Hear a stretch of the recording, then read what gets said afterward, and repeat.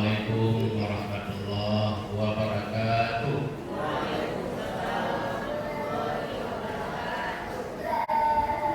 Bapak sebelah sana nih panas matahari kan? Saya bilang Pak, daripada panas, ya. Apa kabar ibu-ibu? Sehat? Alhamdulillah. Bapak sehat? Semangat ya. Hari ini kebetulan kuliah kita Ustaz Arianto berada di Sumatera Barat. Ada pertemuan dengan Gubernur Sumatera Barat. Setelah nanti kita hari Selasa juga pertemuan dengan Gubernur Kepulauan Riau, Pak Hasan. Kita ada program penting dalam rangka pengembangan sumber daya manusia SDM. Alhamdulillah, dan bahkan beliau ya lancar dan selamat dalam perjalanannya. Alhamdulillah, alhamdulillahillazi arsala rasulahu bil huda wa dinil haqq liyudhhirahu 'ala ad-dini kullihi walau kariha al-musyrikun. Asyhadu an la ilaha illallah wahdahu la syarika lah wa asyhadu anna Muhammadan 'abduhu wa rasuluh.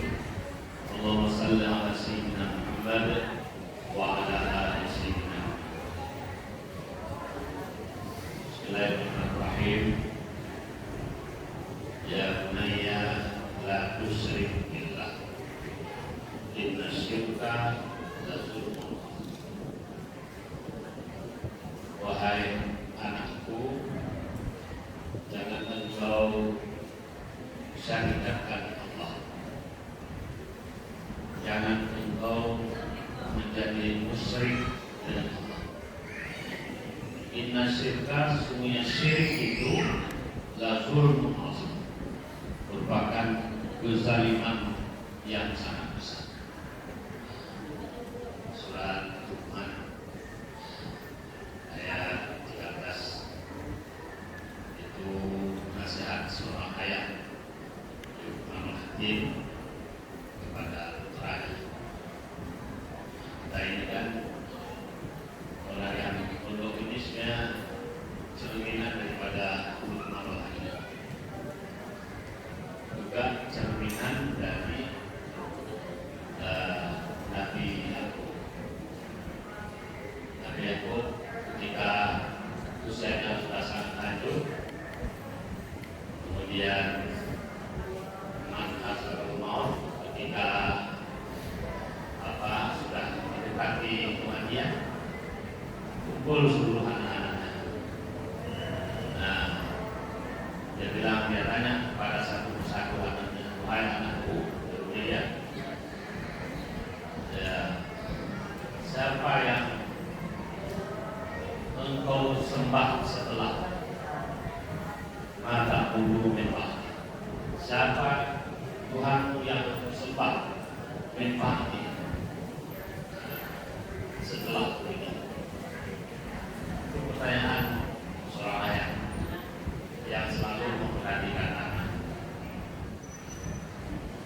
Begitu juga Nabi Ibrahim, dan itu tidak main-main menjadi seorang Ismail yang sebentar lagi kita akan jejaknya, kilasnya akan kita lakukan dalam bentuk manasik hajinya, bagaimana menyelamatkan akidah anaknya masuk dilahirkan di Palestina dari seorang istri muda, Siti Hajar, kan? Istri tuanya siapa? Siti Salah. Nah, begitu lahir bayi Ismail, dibawa jauh. Artinya kayak tempat sekarang ini pergi masuk pesantren lah. Dari Palestina jauh jalan kaki ke Mekah. Dalam takut berhari-hari. Nah, sampai di lembah Wilsang itu, saat itu belum ada penduduk.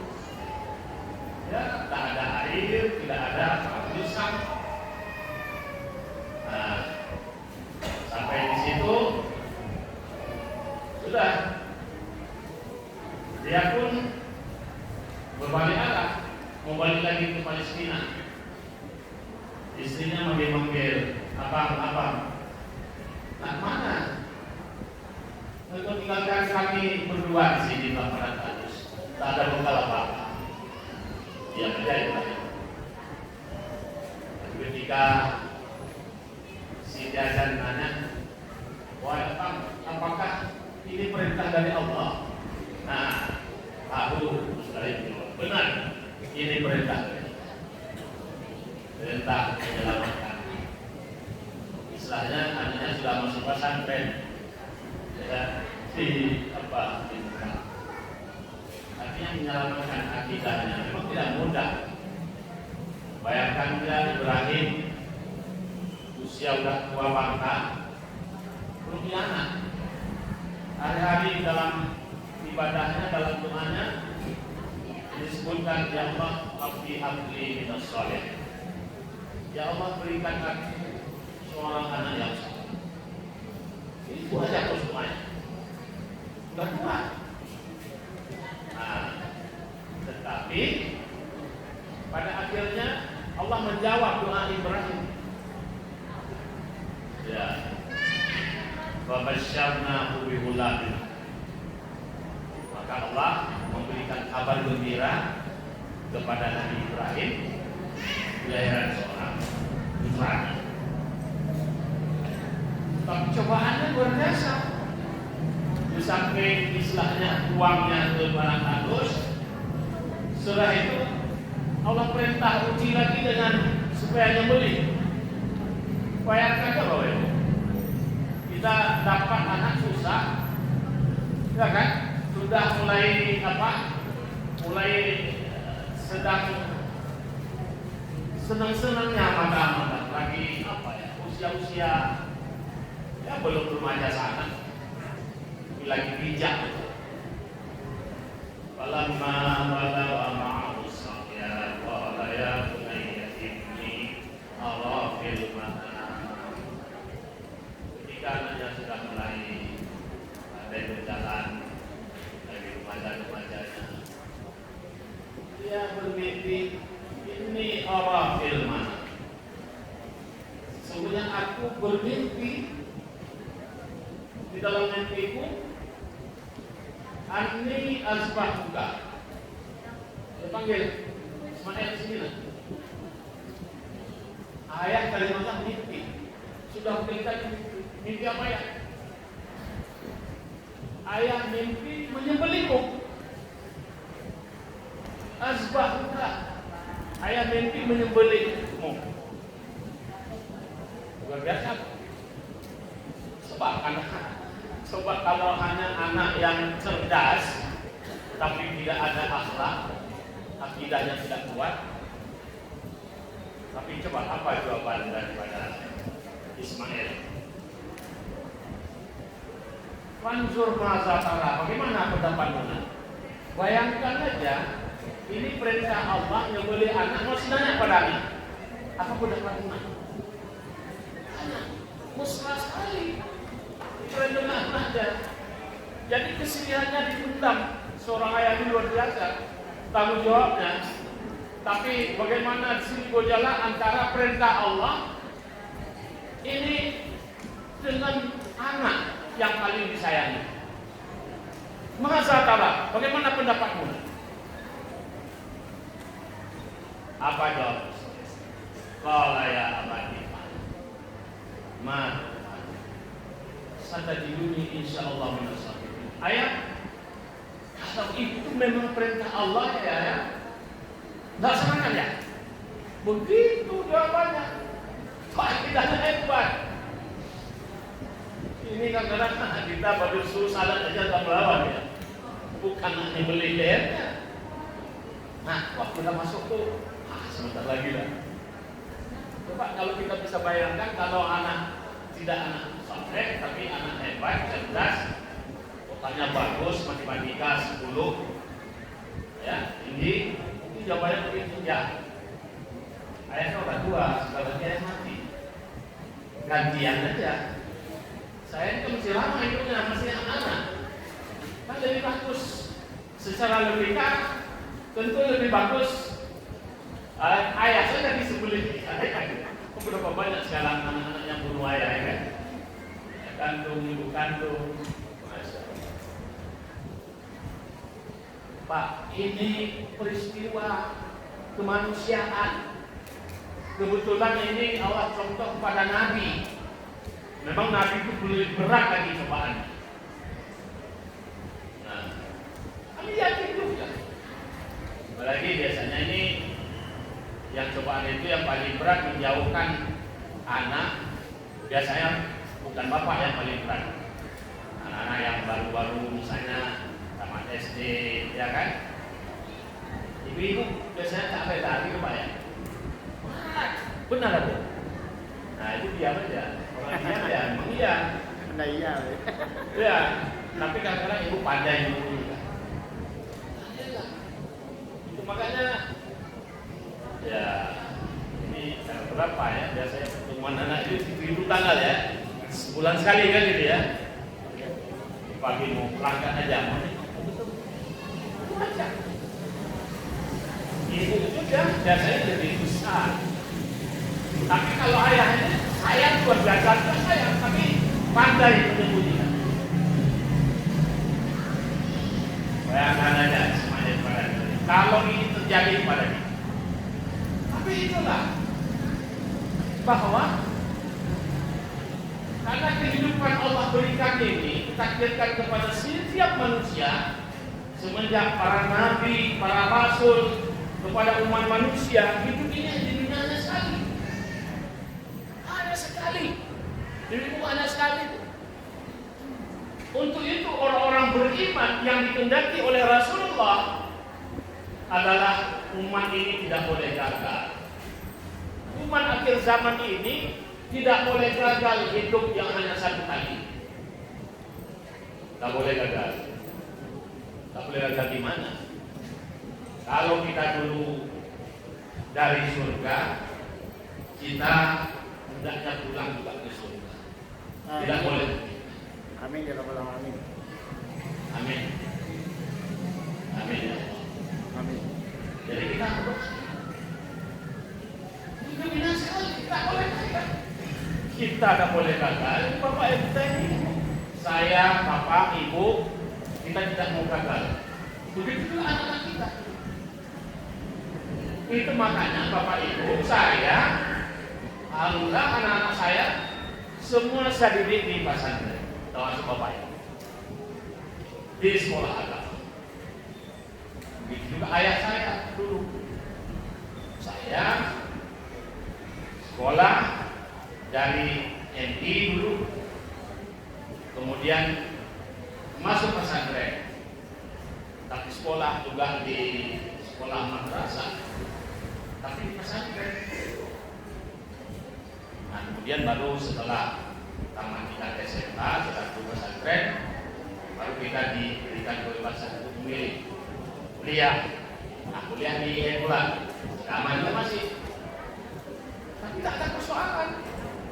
Anak saya yang tua, si Putri, tamat Darussalam kan baru pesantren, tapi ada SMP-nya.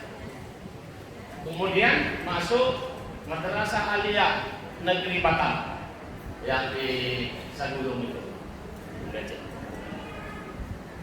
Kemudian tamat Aliyah kemana? Dia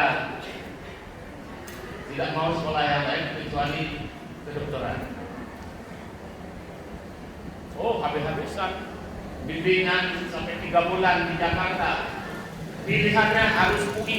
Wah, bayangkan aja. Harus UI. Kedokteran UI. Kita itu tidak ada masalah. Dia sudah berikhtiar, ternyata waktu tes, ya kita ini kan tahun-tahun 10 tahun yang lalu kita masih tinggal lah. Tak lulus. Kalau lulus luar biasa. Jadi saya tanya, nah gimana? Mau kita di tempat lain? Nah, pokoknya kan dia panggil dia dari Uni. Uni ini anak yang lahir di Padang, saya dari Padang. Pokoknya Uni tidak kuliah kalau tidak kedokteran. Nah, hakikatnya. Akhirnya kita jalan-jalan.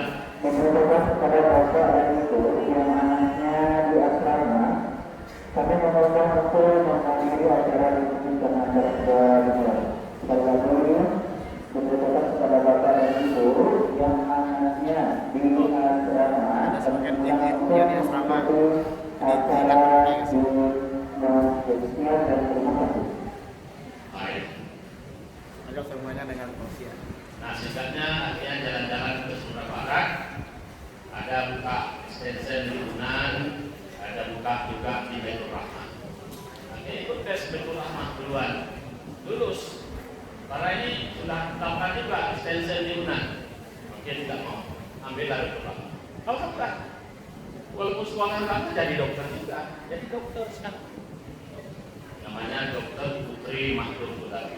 Jadi kalau ibu sekarang ini bukan promosi juga. Ada klinik kecantikan sekarang di Tiban itu.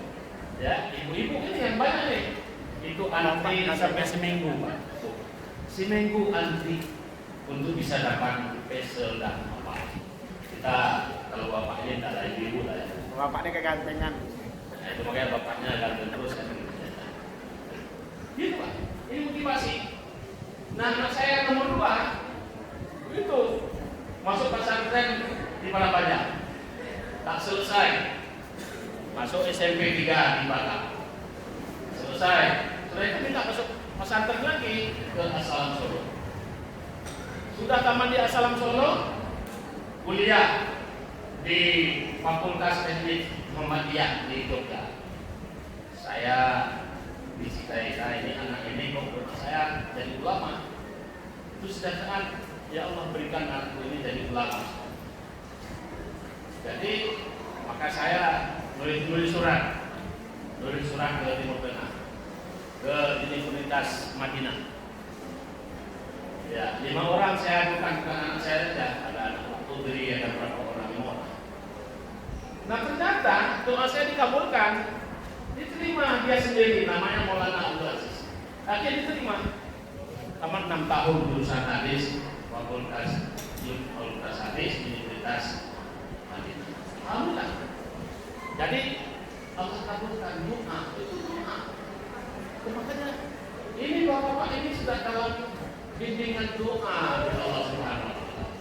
Nanti itu kita sudah berada di zona doa yang dikabulkan oleh Allah Subhanahu wa taala, tapi bagaimana kita menjaga ini sesuai dengan.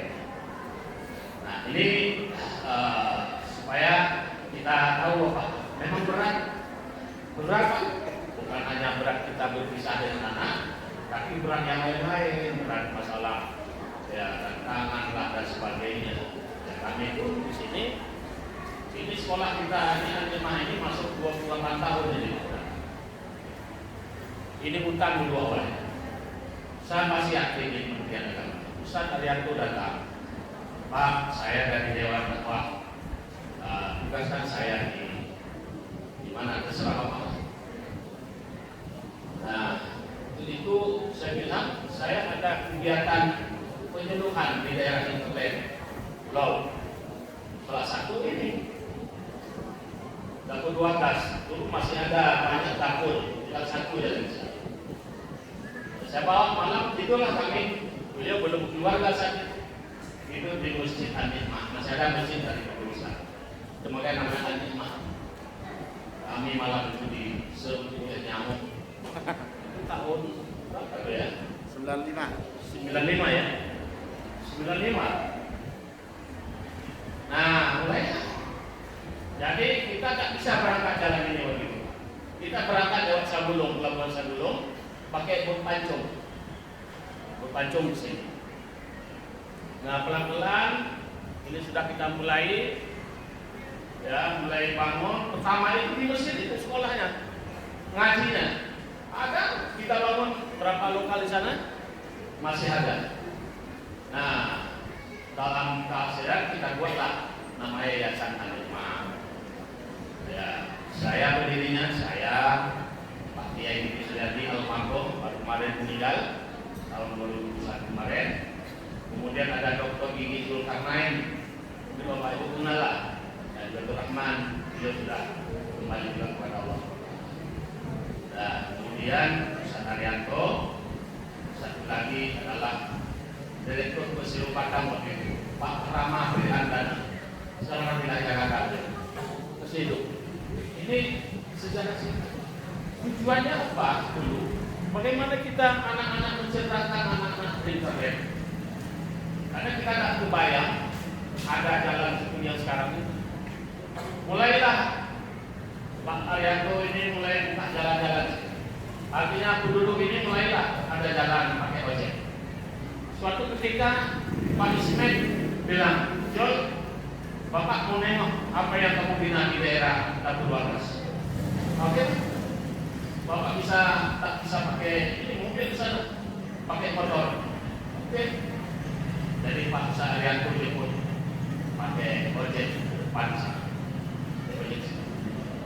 Waktu kembali bilang telepon ke kereta, jemput Bapak sekarang pakai speed.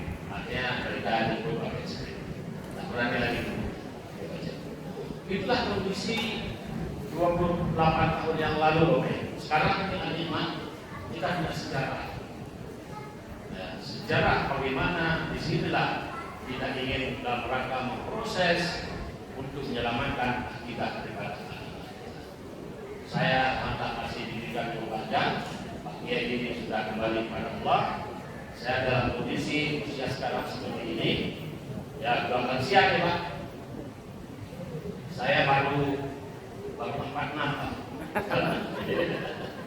Baru 46 Kembali. Tapi saya belum pensiun Pak. Seharusnya yang dikatakan kemana kan 10 tahun kemarin. Begitu menjelang pensiun, biasanya kalau di kantor kan pensiunnya 58. Saya lapor dengan Pak Menteri, Pak Sekjen, Pak saya akan keluar lagi pensiun nih. Kata Pak Sekjen, oh bisa pensiun dulu. Jadi awak saya pindahkan ke dosen. Rupanya dikeluarkan. Kalau pejabat kan gitu enak. Keluarkan saya jadi dosen, ditempatkan kongres saya di Uinsus Sukaryo. Nah, kemudian ditugaskan mengajar di Ibu Sina. Tapi dalam perjalanan Bapak Ibu, saya tidak bisa duduk tenang juga. Saya mengusulkan pendirian Sekolah Tinggi Agama Islam Perbatasan, yaitu di Dukuhan Anambas. Mengapa Anambas? Karena yang melahirkan anak-anak saya ada 5 orang itu, istri saya orang Anambas. Nah, saya sering balik ke sana. Masya Allah, saya tengok ke sana anak-anak remaja juga. Kalau waktu udah azan itu jelas kibat juga kepada saya. Nah, awal sudah mulai. Ya, maka saya berikanlah style. Ya, 2018 saya usulkan, tapi ketemu dengan COVID-19, akhirnya 2021 keluar izin operasional Menteri Agama. Sekarang sudah ada angkatan kedua. Jumlah operasional sudah ada 80 orang. Insya Allah kalau dekat kita berbangun kampus di atas lahan 5 hektar. Ada hamba Allah yang menghibahkan lahan 5 hektar. Sekarang lagi kita proses. Ini semangat kita ini untuk bagaimana untuk membangun negeri, membangun anak-anak Muslim, menjaga akidahnya. Jadi ini singkat. Itu saya minta Bapak Ibu juga semangat. Nah, kemarin kami rapat kerja 28 tahun karena saya sibuk selama ini. Yang resmi saya ikut sebagai ketua pembina sekarang ini, menggantikan Pak Kiai Budi Suryadi. Sebagai Pak Kiai Budi Suryadi ketua pembina, karena beliau sudah wafat, saya menggantikan sekarang ini. Saya ketua pembinanya, Ustaz Arianto sebagai ketua yayasannya, Ustaz Usman sebagai sekretarisnya, dan pembina SPI sebagai ketua pengawasnya ada Ustaz Usman. Jadi saya mencoba evaluasi 28 tahun ini saya sampaikan hasil kami. Nah, untuk itu Bapak Ibu, sesuai dengan keinginan kita dari awal, seharusnya di sini adalah harus melahirkan para ulama. Nah, memang saya sudah memulai dengan lahirnya namanya Ustaz dan Kuliah. Jadi sebenarnya Salafiyah Ustaz dan Kuliah di untuk mencetak para ulama sebenarnya. Khusus berarti di Wusta dan kuliah anak-anak nanti wajib bisa baca kitab kuning. Itu saya seperti itu. Jadi mulai tahun ini kita akan kuatkan itu. Jadi nanti anak-anak insya Allah di Wusta kuliah hari-hari dia dengan kitab dasar, ada matan jurumiyah, matan takrib, ada Riyadul Awam, bidang akidah, ada bidang akhlak.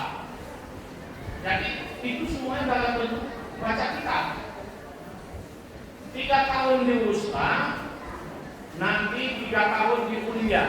Kalau kuliah itu sudah tinggi kitabnya, sudah mulai kitab ya mungkin sudah Mahalwi ya, atau minimal Fathul Mu'in, berarti itu sudah disiapkan. Karena nanti setelah kuliah itu ada namanya kuliahnya disebut dengan Mahat Ali. Itu sudah ada aturan, ada undang-undangnya sudah dari buah Kementerian Agama. Jadi kalau sudah tamat Wusta, dia hanya bisa nyambung ke kuliah. Tak bisa dia kuliah. Kenapa? Karena tak nyambung. Yang nyambung hanya di kuliah. Nah ini kita mulai. Nah, jadi insya Allah anak-anak bapak nanti yang ustaz sekarang, ya kita mulai memperkuatkan mungkin yang kelas baru sekarang ini. Tapi yang sudah itu mungkin dia itu makanya selama ini taman ustaz ada yang ke Aliyah, ada yang ke SMA, dan lagi. Jadi kita mau nanti ke depan penerimaan akan datang, kita wanti-wanti betul yang ibu kalau memang benar-benar untuk mencetak ulama masuk salafiyah itu artinya ini membentuk jalur untuk cetak ulama. Kita ulama sudah perlu ulama yang mahir baca kitab. Nah, jadi digodok mulai salafiyah. Jadi itu hari-hari baca kitab. Oh, matematik tidak belajar ketika ujian saja dalam bentuk bimbingan. Di PKN tidak belajar Pancasila belajar, tapi tidak ada masuk hari-hari belajar pelajaran ini, pelajaran itu tidak ada. Jadi yang ada ketika mau ikut ujian di salafiyah itu baru ada bimbingan saja. Tapi hari-hari mereka buka kitab, ngaji kitab, kemudian hafal Quran. Itu. Nah ini kita hasil rumusan rapat kerja kemarin segera akan kita atur. Nah jadi inilah. Jadi untuk itu ini ke depan akan kita lakukan dengan sebaik-baiknya. Ada tanggung amanah, tanggung jawab yang besar seharusnya. Ya di sini akan melahirkan. Ya kalau sekarang ini sebenarnya anak-anak yang salafiyah Wusta sebenarnya sudah bisa baca kitab juga sebenarnya. Tapi tidak mendalam dilanjutkan dengan di kuliah seharusnya. Nah, di kuliah itu sudah ngaji mahali. Nanti paling tinggi kitab Kufah, ya kitab tinggi. Nanti pada saat kuliah di Mahat Ali itu sudah memang apa? Itulah nanti kita akan melihat ulama-ulama kita di masa yang akan datang. Bapak Ibu yang dilakukan Allah Subhanahu Wa Taala, saya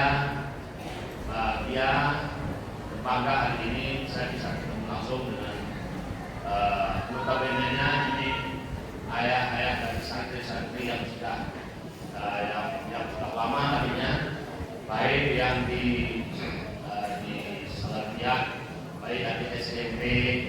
Nah yang nanti yang di SMP tetap, yang SMP di pondoknya ini juga tiap tahun dalam PKN ini. Nah, tapi nanti diperkuat dengan tahfiz Quran juga baca kitab. Dan dia boleh masuk ke aliyah, ke SMA dan sebagainya, tidak masalah. Jadi gitu. Nah, jadi tambahan lagi aliyah ini sekarang ini, kita usaha aliyah itu masih Sumatera Barat. Kita sekarang ini ada program ya, merupakan Lailatul Qadar lah mungkin kita. Kita sekarang ini ada tawaran dari Jerman. Ada tawaran dari Jerman, tamat tingkat SMA atau tingkat aliyah, 6 bulan mereka wajib belajar bahasa Jerman, utamakan mereka bisa kuliah di Jerman dan dapat gaji langsung kerja. Itu sudah ada. Besok kita di Selasa itu diskusi dengan Pak Gubernur, Senin dengan Kementerian Agama, dan yang mempelopori An-Nikmah. An-Nikmah juga yang mempelopori. Jadi untuk itu silakan Bapak Ibu anak-anak yang tamat nanti boleh, itu boleh dari kuliah, boleh dari aliyah, tak ada masalah. Asal ke sana menguasai bahasa Inggris, bahasa Jerman. Sana kerja sambil kuliah sana gratis, malah digaji. Nah, dan sekarang kita berpacu nih, provinsi se-Indonesia. Kita kalah dengan NTT. NTT disiapkan tamatan SMA, SMK 3.000 orang paling butuh. Karena memang ini ada subsidi awal yang dorong dari pemerintah. Kita mau bicara nanti dengan Pak Gubernur. Luar biasa Pak program di Batam ada yang dikelola oleh Habibie Foundation, tetapi notabene-nya bukan Muslim. China yang menguasai banyak anak Cina di sana. Karena malah siapa yang mengelola? Nah sekarang kita diberikan dari pondok pesantren dan anak kita nanti di sana bukan hanya kerja, tapi juga dia bisa mendakwahkan orang itu. Ada cerita kemarin yang dari Solo, dia ditugaskan ke sana karena di SMA, tapi dia masih pesantren. Kemudian dia disayangi oleh kebetulan majikannya sudah tua, tinggal hidup sebatang kara. Akhirnya yang orang Jerman ini masuk Islam. Ketika dia meninggal, warisannya itu diwariskan kepada ya anak kita yang, dan kebetulan dia membaik, dia bisa diselamatkan. Dia dapat harta nonton dia warisan dari orang Jerman. Jadi itu mereka polos. Lalu padar. Nah, cuma yang persoalannya sekarang ini kita ingin, karena sekarang ini kan banyak pengangguran Pak. Tamat SMA tidak bisa nyambung kuliah, tak ada solusinya.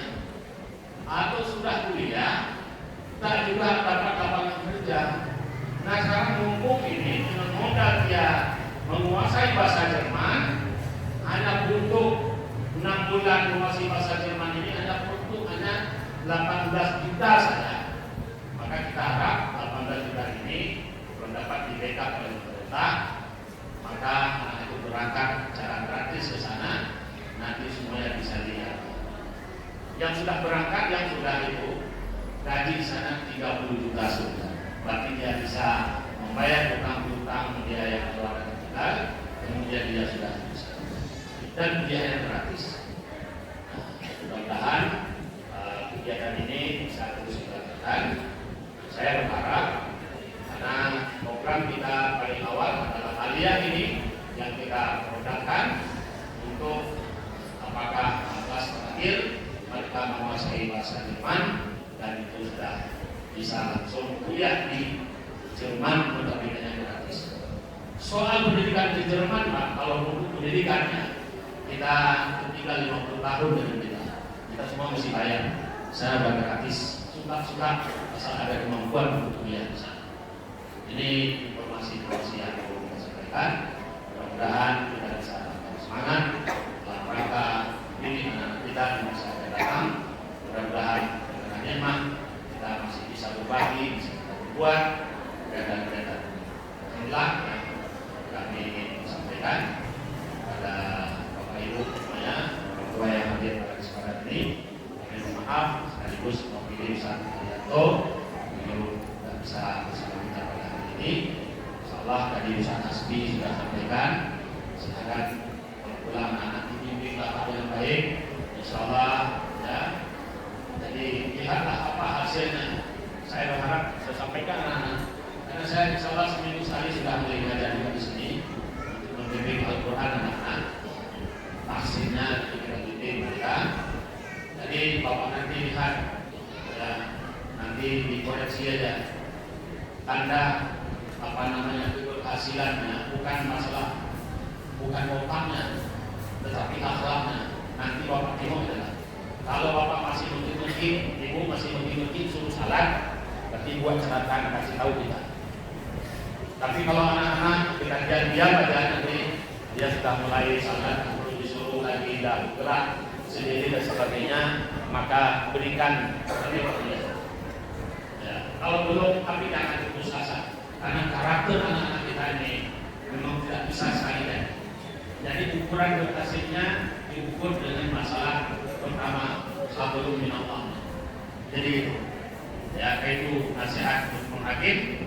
Ya bunaya la tusyrik billah. Tanda anak dia bertauhid, bagi keyakinan dia kepada Allah SWT adalah ibadahnya baik kepada Allah SWT.